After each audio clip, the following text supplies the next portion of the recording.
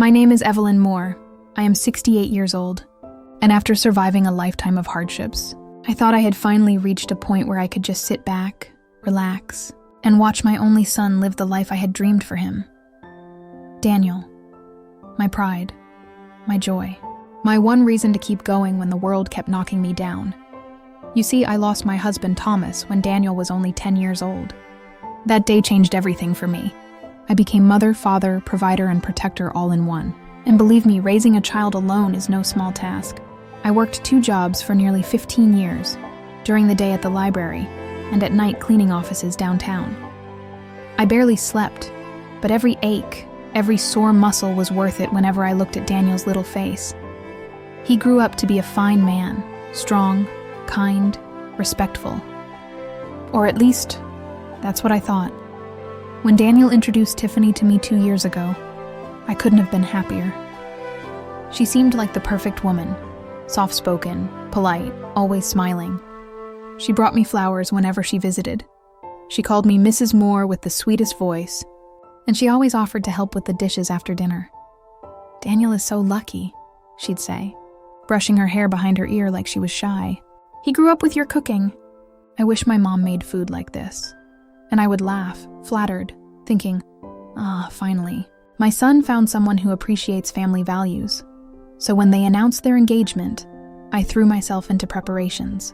I offered to take care of the buffet for the entire reception because I didn't want them drowning in wedding bills. I calculated the cost. It would be nearly $3,500 in ingredients alone. But I didn't hesitate. This was my gift to my son, to them, to their future together. I offered to decorate the reception hall, to make the floral centerpieces by hand, and even to coordinate with the vendors. I told everyone, this is what mothers do. We show our love not with words, but with work. At least that's what I believed back then. It was a Tuesday afternoon, just a week before the wedding. I was sitting in my kitchen, pen in hand, finalizing my shopping list for the buffet. The smell of fresh bread rolls filled the air. I had been testing recipes all week to make sure everything would be perfect. My feet ached, my back was stiff, but my heart was light. That's when I heard voices outside on the patio. The sliding door was slightly open, and though I hadn't meant to eavesdrop, the words drifted into the kitchen as clear as if they were being whispered right into my ear. Tiffany was out there with her sister, Audrey. Their voices carried a mix of laughter and annoyance. "Ugh," Mom said. "Evelyn will handle the whole buffet." Audrey said, almost mocking. "She's 70 years old. How's she going to pull that off?" Tiffany giggled. "Don't worry. She insists on doing it. Honestly, I think she likes feeling useful. Besides, I'm not about to stop her if she wants to waste her money." Both of them laughed. I froze. My chest tightened. Then Tiffany's tone changed. Lower, sharper. "But seriously, I'm telling you now, Evelyn's going to be stuck with all the kids at the reception. There are at least 15 of them. My cousins, your little ones, and all the flower girls and ring bearers. No way I'm letting them run wild while we're celebrating. Evelyn can babysit. That way she'll feel included but won't get in the way." My hand shook. "Babysit? 15 children? At my son's wedding?" Audrey snorted. "Perfect. Keeps her busy. At least she won't embarrass herself trying to dance or something." They both burst into laughter again, carefree as if they hadn't just driven a knife into my heart.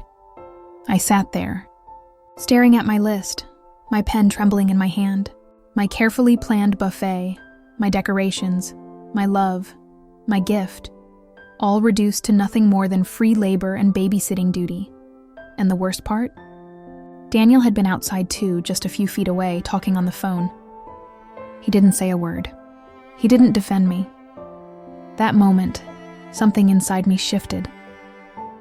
For 68 years, I had lived as a woman who gave and gave until there was nothing left. I gave to my husband, who worked himself to death. I gave to my son, who I thought respected me.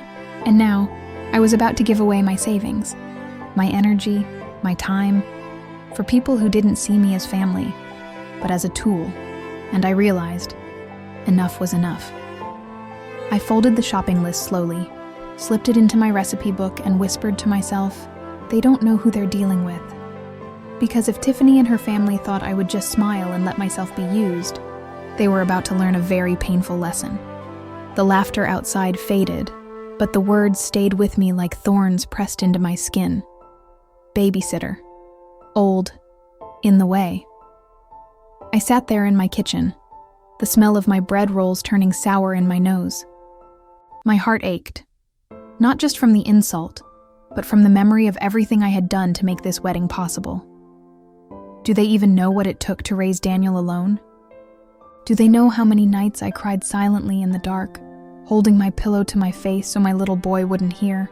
I closed my eyes, and suddenly I was back there, 28 years old, standing in the sterile hospital corridor with Daniel's tiny hand in mine.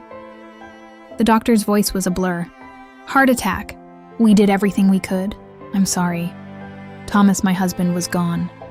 I remember Daniel's eyes, so big, so innocent, looking up at me. Where's Daddy? He asked, and I had to kneel down, choking on my own grief, and whisper, Daddy's gone to heaven, sweetheart. But don't worry, Mommy's here. Mommy will take care of you. And I did. I took every cleaning shift, every extra hour at the library, anything to keep food on the table and Daniel's dreams alive. I skipped meals so he could eat. I wore thrift store clothes so he could have new shoes for school. I walked miles in the rain when the bus fare was too much. I kept every promise. So when Daniel graduated college, I sat in the back row of the auditorium and clapped until my hands burned. That diploma wasn't just his. It was mine too. Proof that every sacrifice meant something.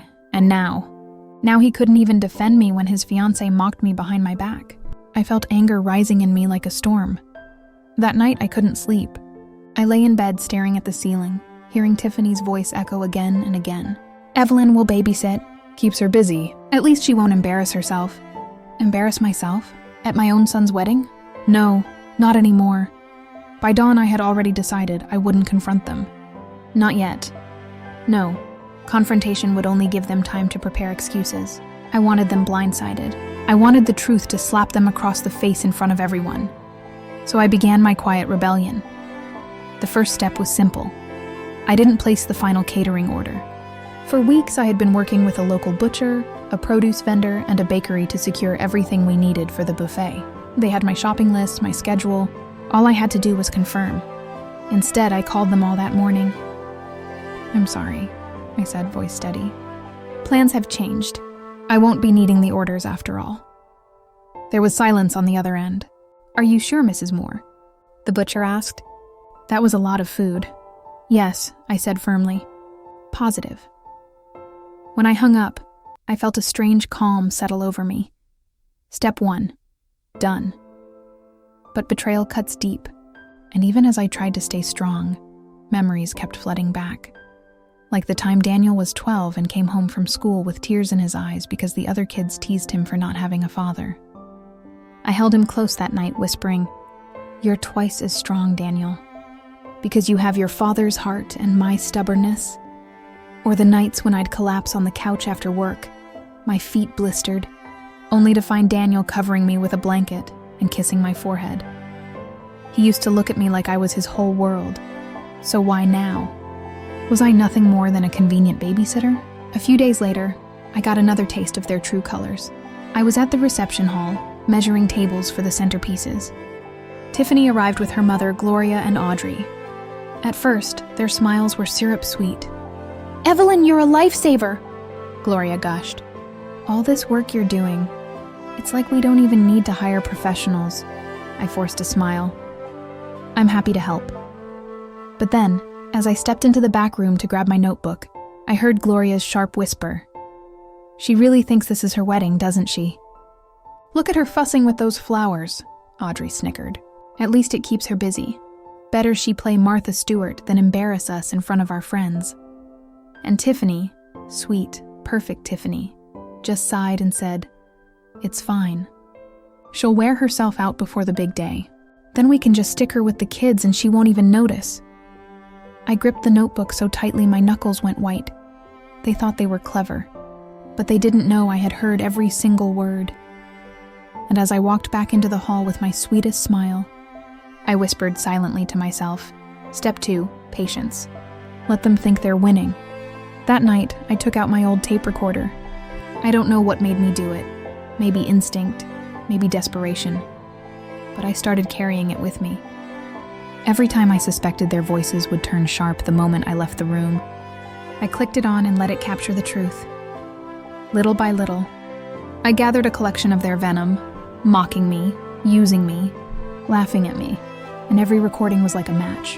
One day soon, I promised myself, I'd strike those matches and burn down the pretty little illusion they had built. By Friday, just 2 days before the wedding, I had everything I needed. My recordings, my canceled buffet, and my silence. No one suspected a thing. They still thought I was the gullible old woman who would cook, clean, decorate, and babysit with a smile. But in the quiet of my kitchen that night, as I folded napkins into neat little fans, I whispered aloud, "Step 3, watch them fall." The house was quiet that night, but my mind was louder than ever. The tick of the clock, the creak of the walls, the hum of the refrigerator, all of it faded beneath the sound of Tiffany's laughter replaying in my head. "She'll babysit.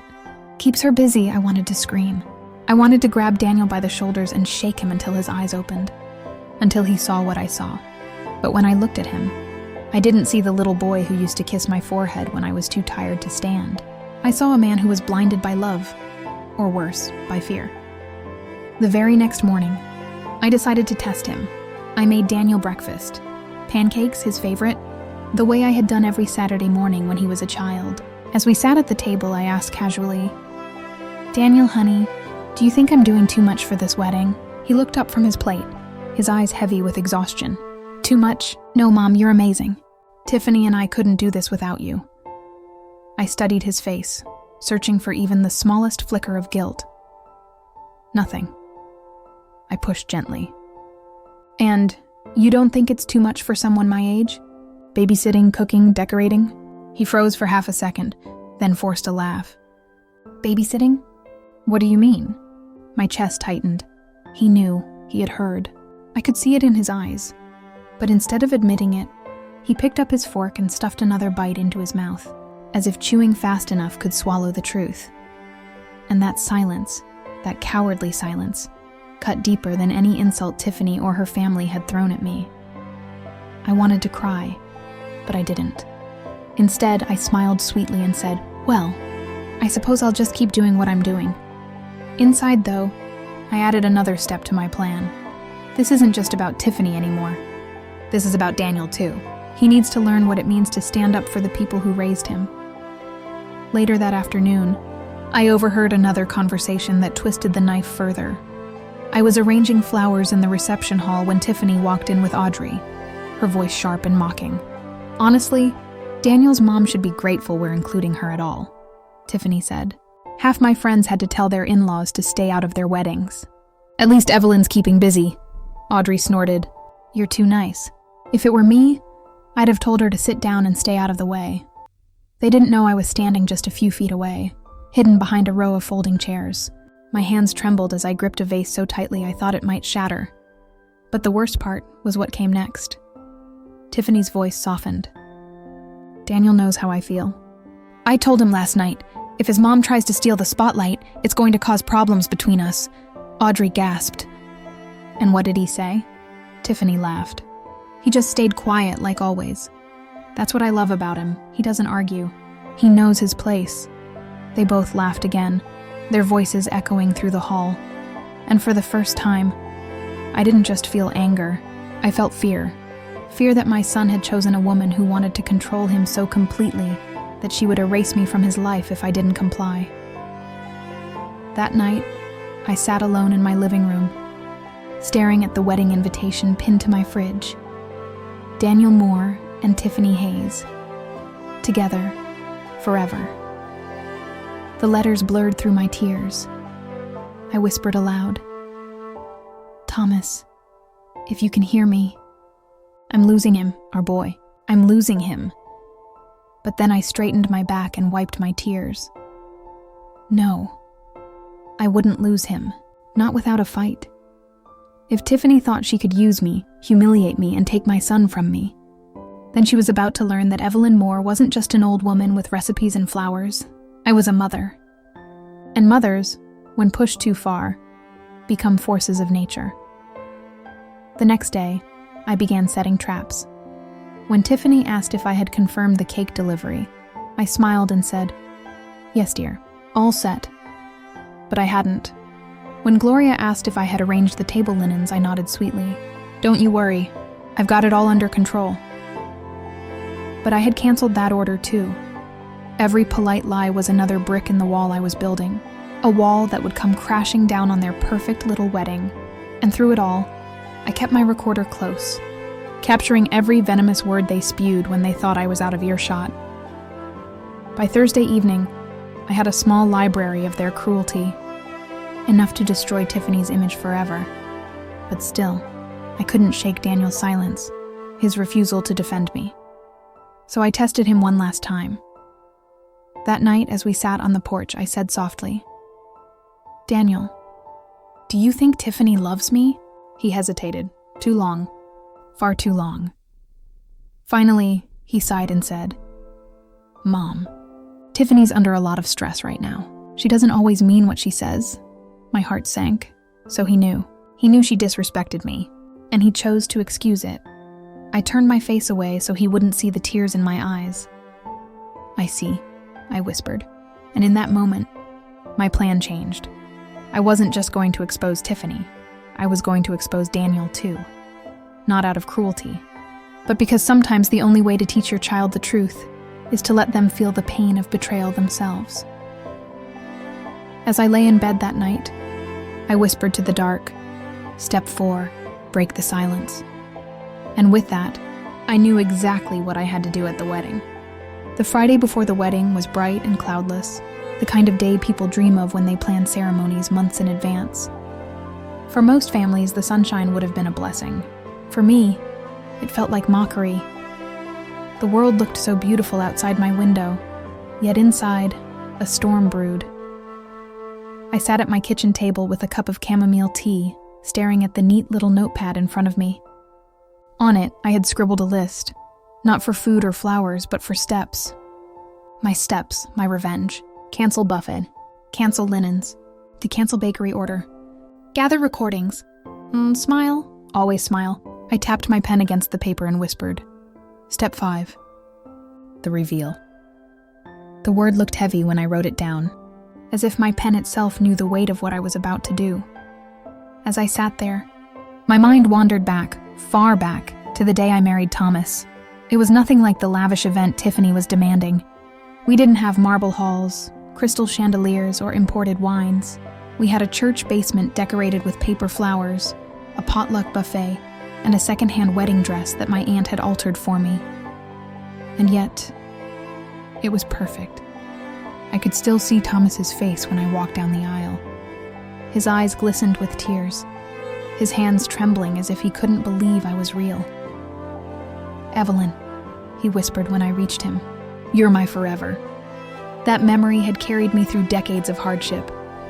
It was my anchor when I scrubbed floors at midnight, when I counted pennies at the grocery store, when I held Daniel's hand at his father's grave. So to hear Tiffany and her family mocking the very values that had held my life together, it wasn't just insulting. It was sacrilege, and I knew then. This wedding wasn't just about Daniel and Tiffany. It was about me reclaiming the dignity I had given up too many times before. That afternoon, Tiffany called me. Her voice was sweet as honey, dripping with false gratitude. "Evelyn, could you double-check with the bakery? I just want to make sure the cake will be ready." I smiled, though she couldn't see it. "Of course, dear. Don't you worry." The bakery had already canceled my order days ago. But she didn't need to know that. "And the linens?" she pressed. "All under control," I assured her. When we hung up, I laughed quietly to myself. She really thought she was in charge. She thought she was clever, pushing tasks onto me, smug in her belief that I would deliver like a loyal servant. What she didn't realize was that every request she made, every ounce of reliance she placed on me, was another rope she was wrapping around her own neck. That evening, I attended a family planning dinner at Tiffany's parents' house. Gloria greeted me with a strained smile, pulling me into a hug that felt more like a chokehold. "We're so lucky to have you, Evelyn," she cooed. "You've been such a help." But later, when I stepped into the hallway to fetch my purse, I left my recorder on the console table. From the kitchen came their voices, sharp and cruel. "Honestly, I don't know why Daniel insists on having his mother so involved," Gloria muttered. "She's old," Tiffany added. "This is supposed to be our day, not hers. But fine, let her exhaust herself. At least she'll stay out of the way," Audrey chimed in. "And tomorrow she can handle all the kids, 15 of them running wild. Perfect job for her." Their laughter sliced through me, but instead of hurting, it hardened me. When I retrieved my recorder later that night, I replayed their words. Each cruel remark was now a weapon, and I was sharpening them carefully. Later, Daniel drove me home. The car ride was silent at first, the air thick with unspoken tension. Finally, I asked, "Daniel, do you think Tiffany's family respects me?" He gripped the steering wheel tighter, his knuckles whitening. "Mom, why are you asking that?" "Because I hear things," I said softly. He hesitated, then sighed. "They're just stressed. It's a big wedding. They don't always mean what they say." The same excuse. Always the same excuse. I turned my face toward the window, hiding my tears. "Do you respect me, Daniel?" His silence was answer enough, and in that moment, my heart cracked. Not from Tiffany's cruelty, but from my son's cowardice. By Saturday morning, the day before the wedding, I had everything I needed. Proof of their mockery, their overconfidence in me, my son's silence, my own quiet rage. I spent the day cooking, not the buffet, no, just small dishes for myself. As I chopped vegetables and stirred pots, I thought about the speech I would give, a speech not of joy, but of truth. I practiced in front of the mirror. "Ladies and gentlemen, I was asked to cook, decorate, and babysit. But today, I'm here to do something else entirely. I'm here to tell you the truth." Each time I rehearsed it, I felt stronger. By nightfall, I was ready. As I laid out my dress for the wedding, a simple navy gown with pearls at the collar, I caught my reflection in the mirror. I didn't see a tired old woman anymore. I saw someone dangerous, someone with nothing left to lose. And I whispered to myself, "Tomorrow, everything changes." The night before the wedding, the world outside Evelyn's small home felt unnaturally still, as though even the air knew something was brewing that no one else could quite name. She sat by the dim light of her kitchen lamp, her fingers folded over a cup of tea that had gone cold hours ago, staring at the list she had so carefully built over months. Menus, decoration plans, schedules, the buffet arrangements that were supposed to impress every guest who walked into that reception hall. But now the ink on the paper looked like a cruel joke, as if it had been mocking her loyalty all along.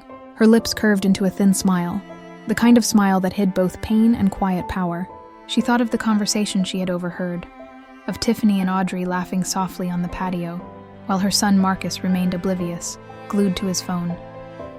They had spoken about her like she was nothing more than a tired old woman, someone to be taken advantage of, someone they could saddle with 15 noisy children so they could dance and toast and pose for their photographs without the inconvenience of family responsibilities. Evelyn had sat in her kitchen that day, listening, her heart clenching, but not with weakness. This time, it clutched with a resolve that had taken root deep inside her bones. For 68 years, she had played the role of giver. She had given her husband everything until the day he collapsed in their garden, leaving her a widow. She had given Marcus everything she had, raising him on her own with the little money she could scrape together, working double shifts at the grocery store, sewing clothes late into the night, making sure he never felt the sting of poverty, even though it lived in every corner of their house. She had given Tiffany the warmth of her kitchen, teaching her recipes, praising her politeness, believing, hoping, that this girl would honor the son she loved more than life itself. She had given, and now she was meant to give her labor, her time, her energy, her joy, all so they could shove her into a corner with restless children while her buffet filled their stomachs, and her decorations filled their photographs. Evelyn traced the rim of the teacup and thought, not this time. They would learn that even the most generous heart can harden when it is trampled. She leaned back in her chair, the ticking of the old wall clock filling the silence. Midnight crept closer, and she thought of the reception hall waiting to be dressed in flowers and ribbons, tables standing bare where her centerpieces should have been placed. She thought of the ovens that should have been warm with roasting meats and baked pies. She thought of the ingredients still sitting in her refrigerator and pantry, untouched, deliberately left alone because she had quietly canceled her plans. Tomorrow would not be the perfect day Tiffany's family imagined, and Evelyn felt a strange calm in knowing it. Her fingers moved over the list one final time, before she folded it and placed it inside her recipe book. Then she whispered into the quiet kitchen, "Tomorrow they will see me, not the servant, not the babysitter, but me." When she finally rose from the table, her knees stiff but her spirit sharp, she went to her bedroom and opened the drawer that held her late husband's watch. It was old, the leather cracked from years of wear, but it still ticked faithfully. She slipped it on her wrist and looked at herself in the mirror. Her reflection carried the lines of a long life, but her eyes glowed with something new. Not bitterness. No, Evelyn was not a woman to waste herself on bitterness. It was power, the power of someone who had nothing left to lose, who knew she had done her duty as a mother, and who would no longer be humiliated in silence. When dawn arrived, the house stirred with light, and Evelyn woke with a steadiness that surprised her. She brewed her coffee and drank it slowly, savoring the quiet while imagining the storm beginning to brew in the reception hall. Marcus would be pacing, Tiffany wringing her hands, Audrey snapping at vendors, the bridal party whispering about missing decorations and food that had not arrived. They would expect Evelyn to walk in at any moment, arms full, apron tied, smile fixed, ready to save the day. But Evelyn remained in her chair, flipping through her recipe book, pausing now and then at notes she had scribbled beside each dish. She remembered Marcus at 12, licking the spoon of her chocolate cake batter. She remembered Tiffany praising her roasted lamb at Thanksgiving, her eyes sparkling as if Evelyn's hands had worked magic. These memories warmed her, but they also reminded her of the long line of days when she had carried everyone else's burdens. Today was different. By 8 in the morning, her phone buzzed with messages. At first it was gentle. Marcus wrote, "Morning, Mom. Heading to the hall soon. Can't wait to see everything you've planned. Love you." She smiled at the screen, not with affection this time, but with pity. He didn't see it yet, the truth of what he had allowed. Then Tiffany's text appeared, polite but firm. "Ma Evelyn, please don't forget to bring the coloring books and toys for the kids. Audrey will bring the rest, thanks." The nerve of it struck her like ice against her skin.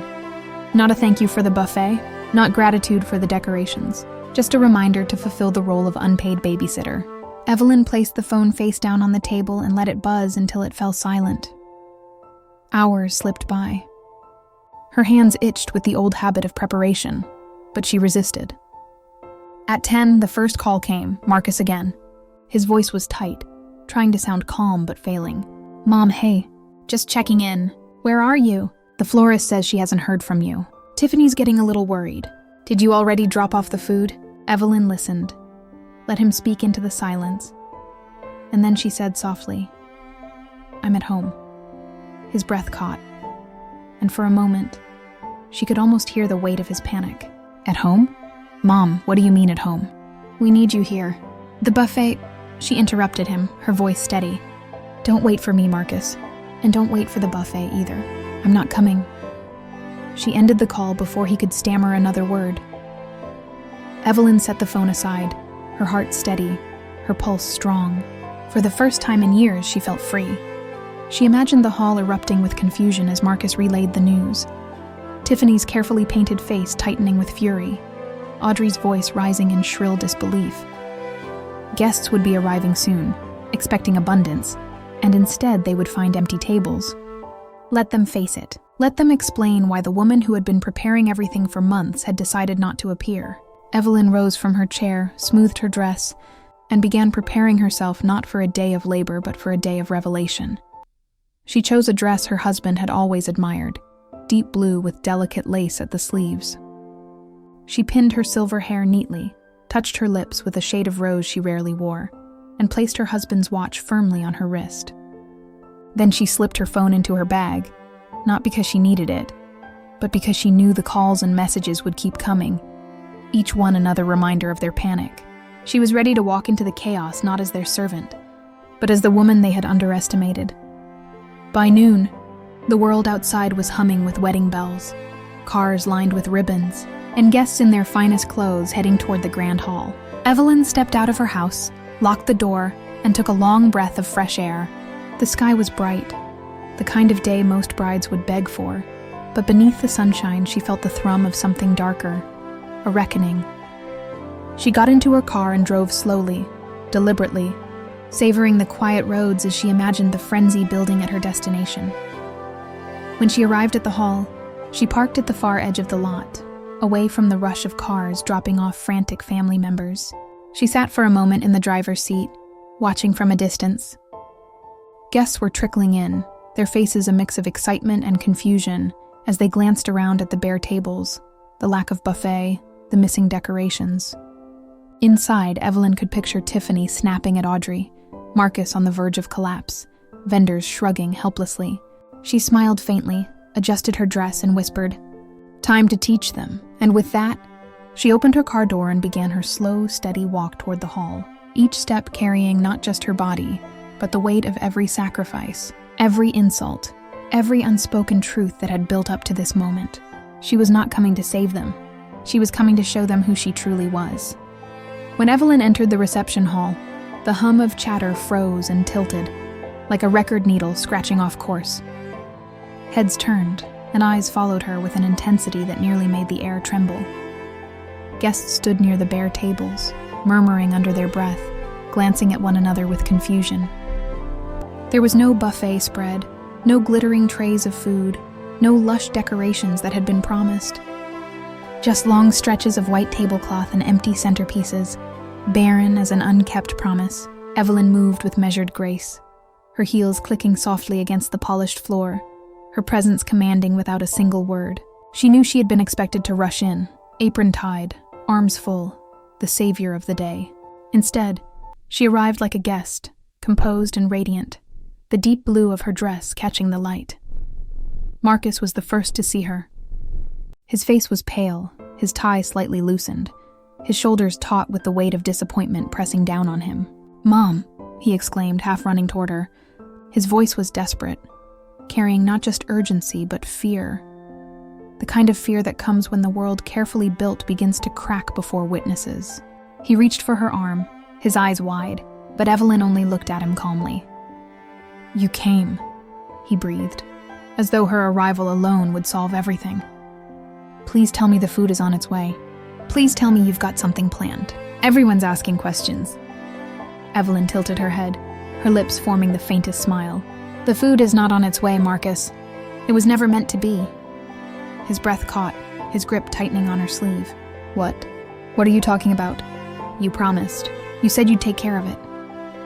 His voice cracked, the boy inside him surfacing beneath the man's polished exterior. But Evelyn did not waver. She placed her hand gently over his and said, "I promised to love you, and I have. I promised to raise you, and I did.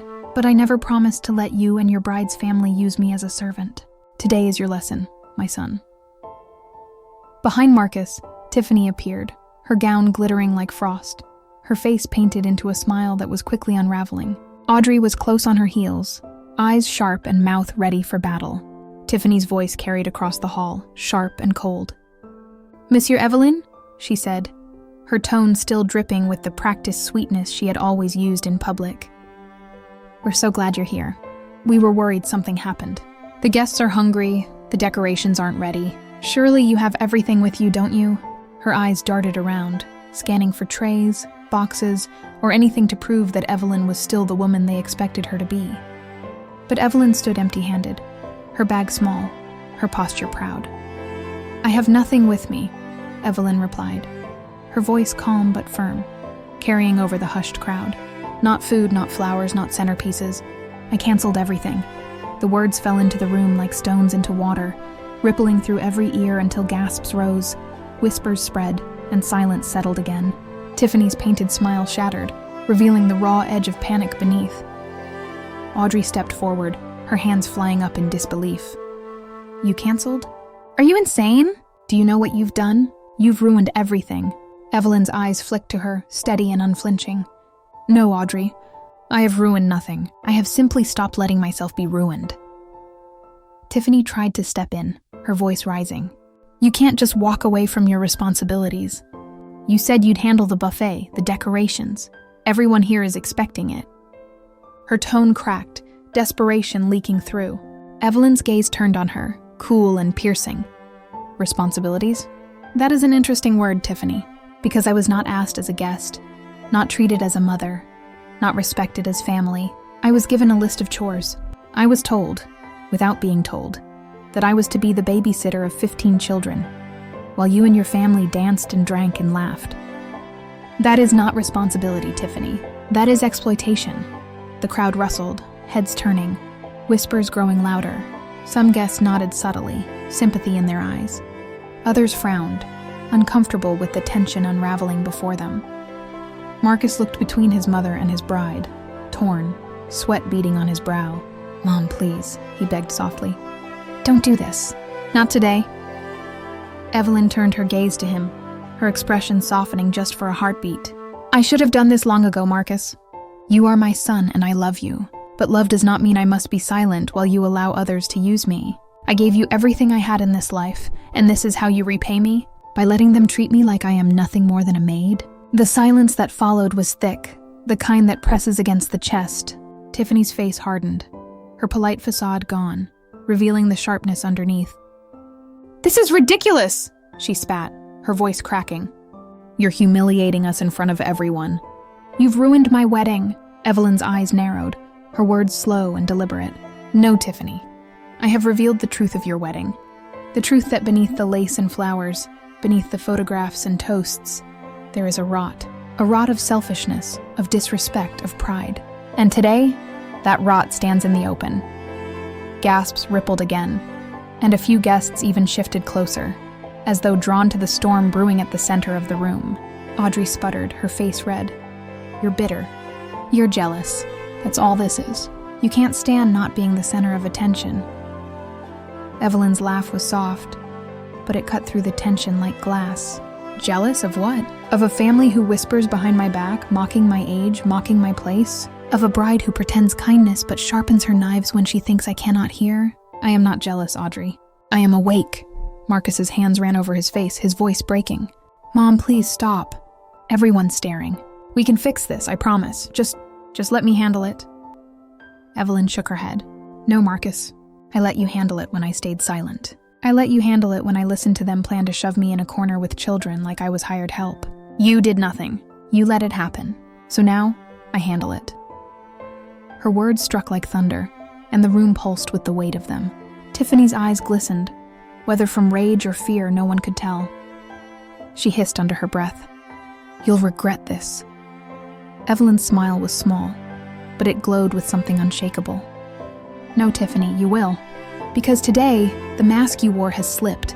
They see you now. All of them. She gestured subtly to the crowd, and Tiffany's gaze darted, realizing that indeed the guests were staring, not at Evelyn, not with judgment, but at her. Whispers carried her name, her attitude, her treatment of the woman who should have been honored. Evelyn turned slightly, her voice rising just enough for all to hear. I am not here to destroy this day. I am here to free myself from the chains of being unappreciated. You will have your wedding, but it will not be on my back. Let the world see who you are without my hands holding you up. And with that, she stepped past Marcus, her head held high, moving toward a table near the front. She sat, calmly folding her hands, no longer part of the chaos but present, a witness to the unraveling she had set in motion. The reception hall buzzed with energy, confusion, judgment, and awe. Some guests moved toward Evelyn, offering her supportive smiles, a hand on her shoulder, quiet words of understanding. Others hovered near Tiffany, trying to console her, though their eyes carried doubt. Marcus stood frozen in the middle, his world crumbling as he realized his mother was not the villain of this story, but the mirror reflecting back his failure. And Evelyn, sitting tall, felt a lightness in her chest she had not known in years. She had not only refused to be used, She had taken back her dignity, her place, her voice. Whatever came after, she knew this. She had finally been seen. The reception hall felt like a stage that had been thrown into disarray, the script torn apart, the actors fumbling to remember their lines. What was meant to be a flawless celebration of love had dissolved into something far more human, far more revealing. Guests milled about in awkward clusters, whispering behind their hands, stealing glances at Tiffany, Audrey, Marcus, and most of all, Evelyn, who sat calmly at her chosen table like a queen observing the fall of her court. She did not move hurriedly or raise her voice. She simply sat with an air of serenity that made people instinctively lower their own voices when they passed by her. She had shifted the balance of power in the room, and everyone could feel it. Tiffany tried to salvage the moment. Her hands trembled as she grabbed Audrey's wrist, pulling her toward the makeshift stage where the microphone had been set for speeches. She leaned in, whispering furiously, her face breaking into a brittle smile whenever a guest caught her eye. Audrey, red-faced and flustered, shook her head and gestured wildly at the empty tables, clearly arguing that nothing could be fixed without food or flowers. Tiffany waved her off, stepped up to the microphone, and tapped it until the speakers crackled. "Ladies and gentlemen," she began, her voice overly bright, straining to mask the tension. "We want to thank you all for being here on this beautiful day to celebrate our marriage. We apologize for some unexpected changes to the schedule." Her eyes flicked toward Evelyn, sharp as glass, before snapping back to the crowd. "But I assure you, everything will be fine. Please, enjoy yourselves, and we'll make sure the evening continues as planned." Her words fell flat. A wedding reception was built on atmosphere. The food, the music, the decorations, the sense of joy. But now the atmosphere was fractured, and no amount of false cheer could mend it. Guests clapped politely, but the sound was sparse, hesitant. Conversations resumed almost immediately, hushed and edged with gossip. A woman in a green dress whispered loudly enough to be heard by 3 tables. "Imagine relying on the groom's mother for everything. How irresponsible." Another voice murmured, "Did you hear what she said about being used as a babysitter?" Poor woman, Evelyn listened, not with triumph, but with quiet acceptance. She had known this would happen. The truth, once exposed, spreads like smoke, inevitable, impossible to contain. She sat with her hands folded neatly, her back straight, her eyes moving from face to face. Some smiled at her with sympathy, others avoided her gaze out of discomfort, but none could deny she had shifted the narrative. Marcus, meanwhile, looked as though the ground beneath him had given way. He moved from table to table, trying to reassure guests, forcing smiles, making promises he could not keep. His voice cracked every few minutes, his gestures growing more frantic. Finally, he approached his mother again, crouching slightly so he could speak into her ear without the entire room hearing. "Mom, please, you're killing me here." Tiffany's furious. The guests are confused. "Can't you just help us? Just for today? For me?" Evelyn turned her head slowly to meet his eyes. They were wide, desperate. The eyes of a man still clinging to the hope that his mother would swoop in and rescue him, just as she always had. But she had made her decision, and she would not undo it. Her voice was soft but firm. "No, Marcus, I will not undo what I have done. If I step in now, the lesson is lost, and you will continue to let them treat me as less than I am. I love you, but I will not betray myself for your comfort." He recoiled slightly, as though struck. His lips parted, but no words came. For the first time, he seemed to see her not just as his mother, the eternal giver, but as a woman, independent, resolute, unwilling to bend. He swallowed hard, blinked rapidly, and rose without another word. He turned back toward Tiffany, who was glaring from across the room, her jaw tight, her hands fisted at her sides. The distance between the bride and groom already seemed wider than it should on their wedding day. Audrey, unable to hold her tongue, stormed toward Evelyn's table. Her heels clicked sharply, her voice carrying in angry bursts. "You selfish old woman," she hissed, leaning down so her face was close to Evelyn's. "Do you realize what you've done? You've humiliated my sister, humiliated our family, and for what? So you can sit here smug, enjoying the attention? You're pathetic." Her words spat venom, but Evelyn remained unshaken. She looked into Audrey's eyes and replied in a tone so calm it was almost gentle. "If you think the truth is humiliation, then perhaps it is not I who should feel ashamed." Audrey's face twisted, her mouth opening and closing as though searching for a retort that would wound as deeply. But the calmness of Evelyn's response only made her look smaller, pettier. Guests nearby, who had heard every word, began whispering again, their glances cutting Audrey down more effectively than Evelyn ever could. With a frustrated huff, Audrey spun on her heel and marched back to Tiffany, muttering under her breath. Evelyn allowed herself the smallest breath of relief, though she did not smile. The moment was not about winning. It was about standing firm. The band, hired for the evening, began to play softly, trying to restore some sense of normalcy. Couples moved hesitantly onto the dance floor, their steps awkward, their smiles forced. But the rhythm was broken, and no melody could mask it. Evelyn sat watching, feeling as though she were witnessing not a wedding, but a play where the actors were losing control of their characters. Tiffany clung to Marcus's arm, her laughter too loud, her gestures exaggerated, but her eyes betrayed the storm within. Marcus smiled weakly, nodding to guests, but his shoulders slumped under invisible weight. Then came the children, 15 of them, restless, loud, their parents desperate to enjoy the evening, but unable to ignore their little ones tugging at dresses and trousers. One by one, the children grew restless, crying for food that was not there, running between tables, their shrieks filling the gaps left by missing music and absent joy. Parents struggled to contain them, some scolding harshly, others sighing with exhaustion. One mother, her arms full with a toddler and her dress stained with spilled juice, muttered audibly, "They said she'd take care of them. They promised." Her eyes flicked accusingly toward Evelyn, but Evelyn did not flinch. She knew this too was part of the lesson. The chaos grew louder. Tiffany snapped at a waiter, demanding he bring out bread baskets and water pitchers, as though scraps could replace the missing feast. Audrey barked orders at the decorator, who explained helplessly that without the centerpieces, the tables would remain bare. Marcus tried to dance with his bride, but the sight of guests frowning at their empty plates made his steps falter. The perfect reception Tiffany had envisioned was unraveling thread by thread, and Evelyn watched it unfold with the calm of someone who had already accepted the storm. And then, as if fate itself wanted to underline the lesson, the microphone squealed again. A guest, an older man in a gray suit, stepped up and cleared his throat. He was not part of the bridal party, but he had been a family friend for years, his voice carrying authority. "I've been to many weddings," he said, "but I've never seen one where the mother of the groom was treated like a servant. I've known Evelyn for decades. I know what she's given to her son, what she's sacrificed, and I know when someone's being taken advantage of. Today, she finally stood up for herself. Maybe the rest of us should take note." The words sent ripples through the room.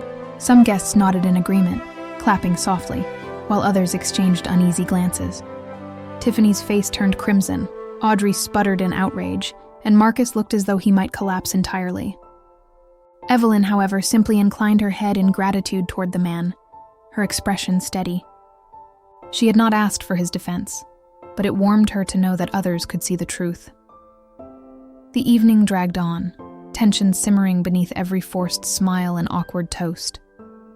Plates remained empty, stomachs rumbled, and conversations never strayed far from the unfolding drama. Yet through it all, Evelyn remained at her table, dignified, untouchable, no longer the invisible laborer behind the scenes, but the center of the unspoken story. She was no longer background, she was the revelation itself. As the evening dragged deeper into discomfort, the hall grew warmer, the air thick with murmurs and unshed tension. Tiffany's attempts at salvaging the night had only deepened the cracks, each announcement or forced laugh another reminder that she was losing control. The guests, who had arrived expecting luxury and celebration, now found themselves in the middle of a spectacle of pride, resentment, and quiet defiance. Evelyn remained the still point in the storm, her composure unbroken, her very calmness casting a long shadow over Tiffany's frantic energy. Marcus returned to her table again, his face pale, his suit jacket wrinkled from his restless movements. He leaned down, his voice cracking with desperation. "Mom, If not for Tiffany, do it for me. Please. Everyone is staring. People are talking. Our marriage is starting on the wrong foot. Just one word, one effort. Help me fix this." His hand trembled as he reached for hers, but Evelyn kept her fingers laced together in her lap. She did not push him away, but neither did she accept the plea.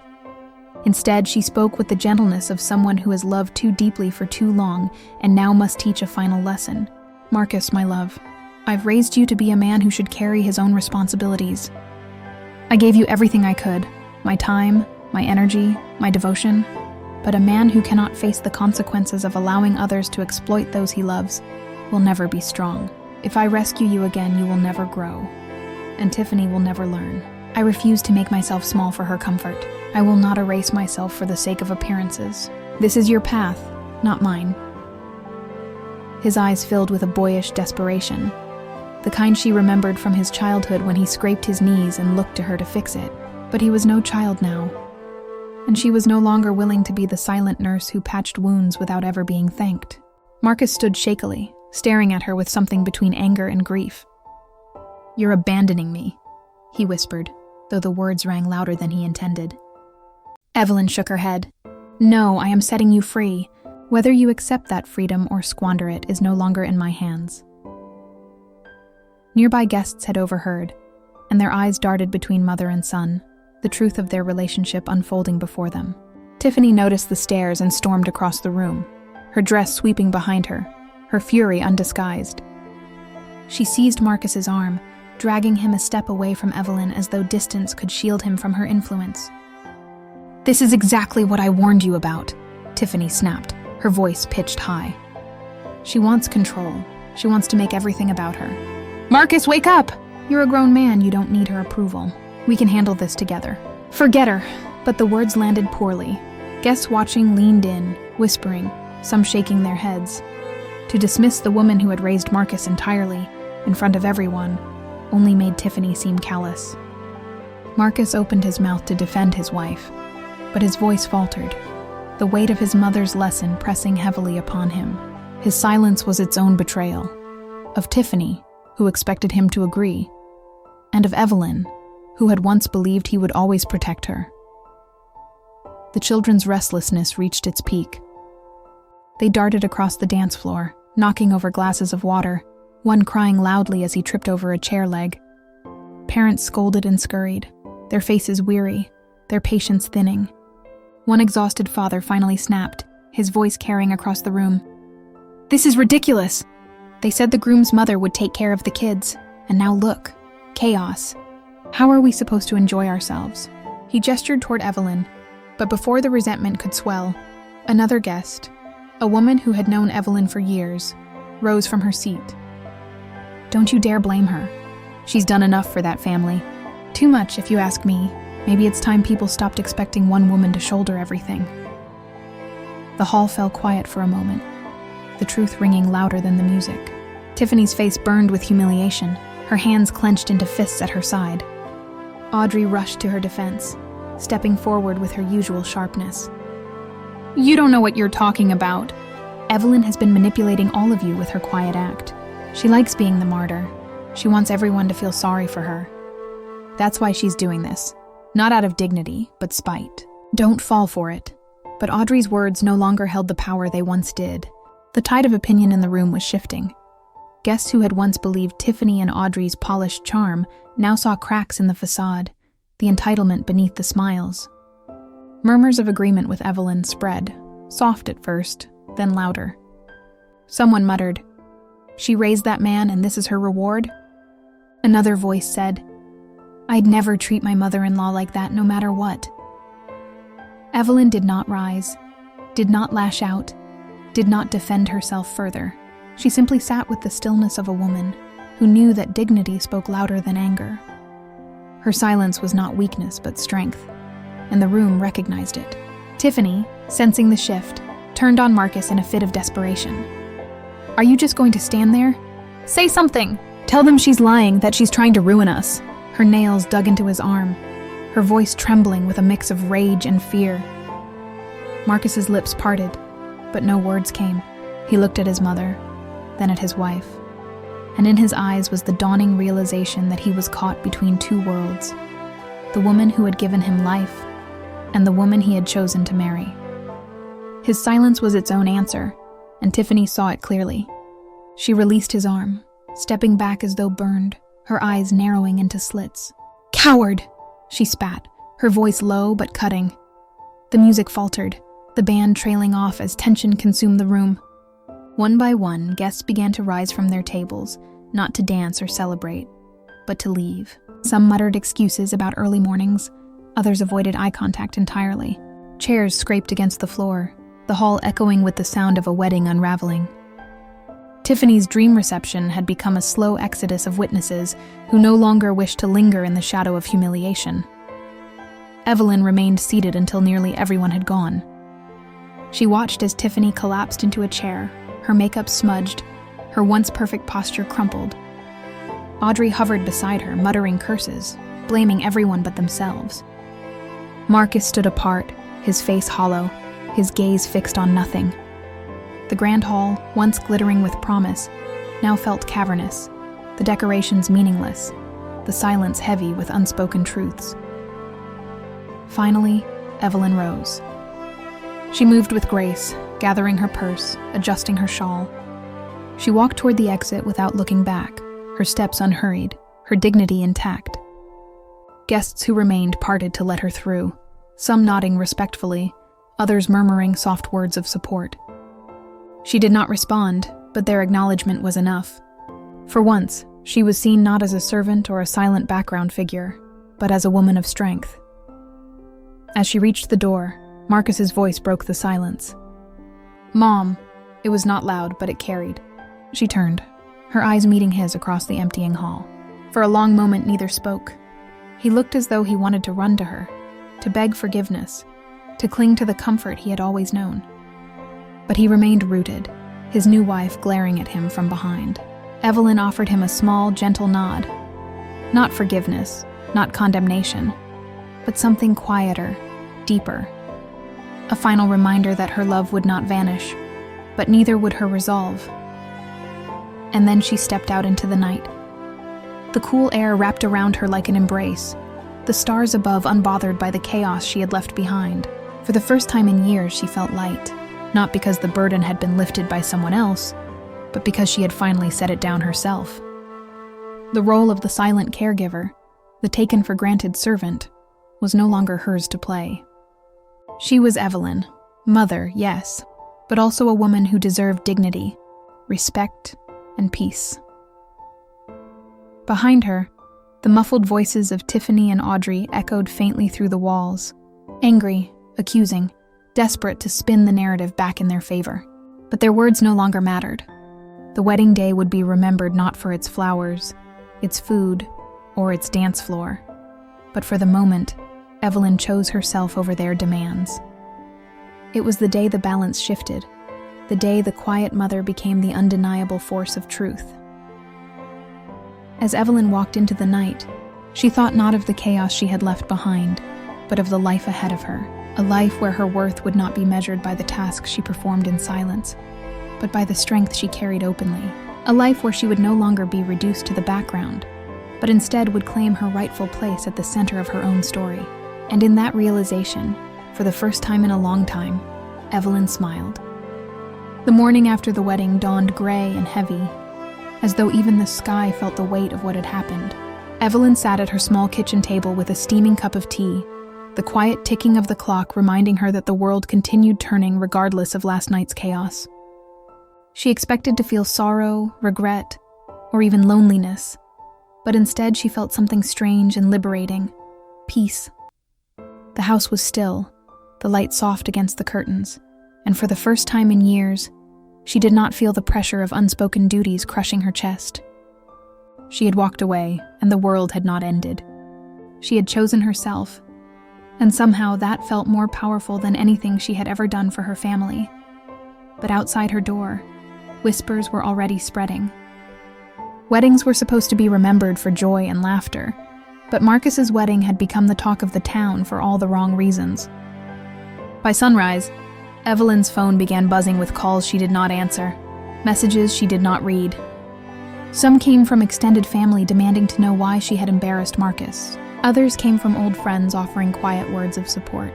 She ignored them all, unwilling to let her newfound calm be disturbed by voices that had too often taken from her without giving anything in return.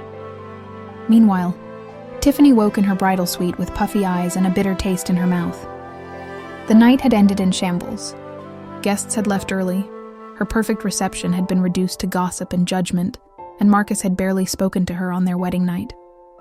He had sat on the edge of the bed, staring at the floor, replaying his mother's words in his head. Tiffany had begged him to forget, to move on, but the silence between them was louder than any argument. When he finally lay down beside her, his back turned, Tiffany realized that the battle she thought she had won was slipping from her grasp. By mid-morning, the stories had grown wild. One version said Evelyn had ruined the wedding out of jealousy, unwilling to let go of her son. Another painted Tiffany as a cruel opportunist exposed in front of everyone. Audrey fought tooth and nail to control the narrative, calling relatives, spreading her version, that Evelyn had always been manipulative, that she had sabotaged the event deliberately to make Tiffany look bad. Yet, despite Audrey's efforts, people remembered what they had seen with their own eyes. Evelyn's composure, Tiffany's frantic outbursts, Marcus's helpless silence. And truth, once witnessed, is difficult to rewrite. Marcus left Tiffany at the suite, claiming he needed to clear his head. He drove aimlessly through the city before parking outside his mother's modest home. He sat in the car for nearly 20 minutes, his hands gripping the steering wheel, his mind torn between anger and longing. Finally, he stepped out and walked up the familiar path, the crunch of gravel beneath his shoes sounding almost accusatory. When Evelyn opened the door, she did not look surprised to see him. She simply stepped aside, letting him enter as though he were still the boy who had once run inside after school, eager to share his day.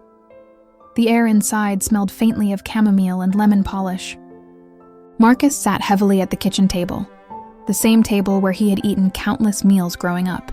He looked around, his throat tightening at the memories pressing in. Evelyn poured him tea without asking, placing the cup before him with the same quiet care she had always shown. They sat in silence until Marcus finally broke. "Why, Mom?" he whispered, his voice hoarse. "Why did you do that to me, to us? It was supposed to be the happiest day of my life." Evelyn folded her hands on the table, her gaze steady. "Because, my son, happiness built on the back of one person's sacrifice is not real happiness. It is exploitation. I have spent years giving everything, my time, my labor, my dignity, because I thought that was love. But love without respect is not love, and last night, I could not watch you and Tiffany reduce me to nothing more than a servant in my own family. You needed to see the truth. She needed to be seen for who she is." Marcus's jaw tightened, his eyes filling with pain. "She's my wife, Mom. Don't you understand? I chose her, and now everyone is laughing at us. They're saying I can't control my own mother." Evelyn's expression softened, though her resolve did not waver. "Let them laugh. People will always talk. What matters is the truth you carry inside you. Do you truly believe I embarrassed you because I wanted to? Or do you know deep down that Tiffany has been using you, manipulating you, expecting me to carry burdens that were never mine?" Marcus looked away, staring at the cup of tea as though it might hold answers. He wanted to defend Tiffany, to cling to the life he had built with her. But images of her fury, her dismissive words, her reliance on Audrey's scheming played in his mind. And against them stood his mother, calm and steady, asking for nothing but dignity. The contrast was undeniable. "I don't know what to think," he admitted finally, his voice cracking. "I love her, but I love you too, and it feels like I'm being torn in two." Evelyn reached across the table, her hand warm as it covered his trembling fingers. "Then perhaps, Marcus, it is time you learn that love is not about blind loyalty. It is about truth, respect, and choice. You must decide what kind of man you want to be. Not for Tiffany, not for me, but for yourself." Marcus swallowed hard, his chest tightening. For the first time, he saw his mother not just as the quiet figure who had always been there to fix his mistakes, but as a woman with her own strength, her own boundaries, and the realization unsettled him. He had built so much of his life on the assumption that she would always be there, uncomplaining, ready to give. Now, confronted with her refusal, he felt both abandoned and challenged. When he left her house later that day, Marcus carried a weight heavier than any he had felt before. Tiffany was waiting at home, her eyes red, her expression guarded. "Where were you?" she demanded, though her voice lacked its usual edge. "I was worried." He hesitated before answering, his silence stretching too long. Tiffany's suspicion flared, but she masked it quickly, forcing a smile. "It doesn't matter. We'll fix this. We'll tell everyone the truth, that your mother planned this because she can't stand me. We'll move on, stronger than before." But Marcus didn't reply. He kissed her forehead absently, his mind still with his mother's words. Tiffany felt the distance, the shift in him, and for the first time, fear curled in her stomach. She had built her future on the certainty of Marcus's devotion, but now cracks were forming, and she didn't know how to seal them. Across town, Evelyn sat by her window, watching the sunset. She knew the days ahead would not be easy. Tiffany and Audrey would not give up their grip on Marcus without a fight, and the whispers of relatives would continue. But she also knew she had taken the first step in reclaiming her life. She had drawn a line in the sand, and for the first time, she believed Marcus might see it too. And so the quiet war began, not of fists or shouting, but of truths and choices, of love tested and loyalty weighed. Evelyn did not know how it would end, but she knew one thing with certainty: she would never again be silenced. The morning after the wedding, Evelyn sat in her kitchen with a cup of tea, calm in a way she hadn't felt in years. Outside, the whispers spread, neighbors and family gossiping about the wedding that had collapsed under tension. Some painted her as selfish, others as brave. Tiffany, meanwhile, woke in tears, furious that her perfect day had unraveled. Audrey tried to control the narrative, but people remembered Evelyn's dignity and Tiffany's panic. Marcus drove aimlessly before stopping at his mother's home. Inside, he begged her to explain why she had ruined his wedding. Evelyn told him simply, "I did not ruin it. I showed you the truth. Love without respect is not love, and I refuse to be your servant." Torn between his wife and his mother, Marcus left with a heavy heart. Evelyn, though weary, felt something new: freedom. For once, she had chosen herself. Tiffany's rage grew as gossip spread. She blamed Evelyn for everything, telling Marcus that his mother was manipulative. Audrey encouraged her, whispering poison about how they must stand united. But Marcus, shaken by Evelyn's words, began to see Tiffany differently. He noticed her constant demands, her obsession with appearances, her reliance on Audrey's schemes. One evening, Marcus visited Evelyn again. He found her tending her garden, calm and steady. "I don't know what to do," he admitted. Evelyn replied, "You don't have to choose between us. You have to choose the man you want to be. Do you want a life where others control you, or a life where you stand in truth?" Marcus left unsettled, realizing Tiffany's grip on him was slipping. Tiffany sensed Marcus drifting away. Her smile became brittle, her words sharper. She accused him of betrayal, demanded he cut ties with Evelyn. Marcus resisted quietly at first, but then with growing firmness. "She's my mother," he said one night, his voice steady. Audrey pushed Tiffany to fight harder, to manipulate him with guilt. But the harder Tiffany tried, the more Marcus pulled back. Evelyn, meanwhile, found unexpected allies in relatives who had once dismissed her. They called to say they respected her courage. For the first time, she felt seen. Tiffany, desperate and afraid of losing control, plotted one last move: to publicly humiliate Evelyn so she would never rise again. At a family gathering weeks later, Tiffany tried to turn the crowd against Evelyn. She mocked her, accused her of ruining the wedding, painted herself as the victim. But Marcus stood, his voice breaking through the noise. "Enough! My mother is the reason I am who I am. She has given me everything, and I will no longer let anyone treat her with disrespect." The room fell silent. Tiffany's face drained of color, Audrey seething beside her. Guests nodded in agreement with Marcus, their sympathies finally clear. Evelyn, eyes wet with quiet pride, knew the battle was over. Tiffany's mask had shattered. Later, as Evelyn walked home beneath the evening sky, Marcus caught up to her. He didn't apologize. He simply said, "I see you now, Mom. I truly see you." And that was enough. Evelyn smiled, knowing she had reclaimed not just her dignity, but her place in the family. Her story was no longer one of silent sacrifice, but of strength, respect, and freedom.